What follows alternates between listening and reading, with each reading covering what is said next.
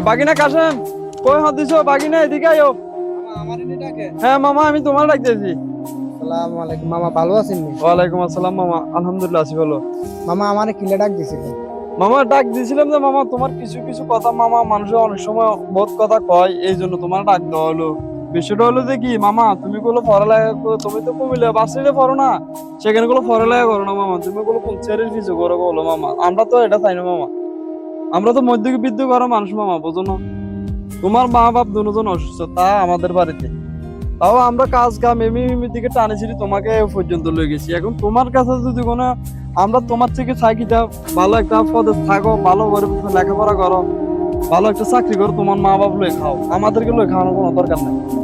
তো এখন আমরা শুনতেছি কি মামা, তুমি গুলো সেরির পিছনে করো, তো মামা সেরির পিছনে ঘুরি কোনো লাভ আছে মামা? তো টার্গেট নিছো মামা, আমি কোন মেয়েদের পিছনে ঘুরে সময় নষ্ট করতেছো? তুমি মেয়েদের পিছনে না ঘুরি তুমি পড়ালেখা করো, ভালো একটা চাকরি, ভালো একটা পজিশনে যাও, ভালো একটা চাকরি করো, বলে ওই সময় মেয়েরা তোমার পিছনে ঘুরে, মেয়ের বাপ মা তোমার পিছনে ঘুরে। এখন মূল্যবান সময় নষ্ট করে না করি, তুমি তোমার পড়ার দিকে মন দাও মামা। যে মামা আসলে আপনি ঠিকই বলছেন, আমি আমার গুরুত্বপূর্ণ মূল্যবান সময় বহুত নষ্ট করছি মামা। আশা করি আপনারা যে আমার থেকে যে আশাটা চাইছিলেন, ইনশাল্লাহ আশাটা পূর্ণ করবো মামা। এখন আমি ভালো করে পড়াশোনা করি, আপনি আমার জন্য দোয়া করবেন। আচ্ছা মামা, তোমার জন্য দোয়া রইলো। তো এখন তো বাকি না, তো চলো মামার বাসা চলো।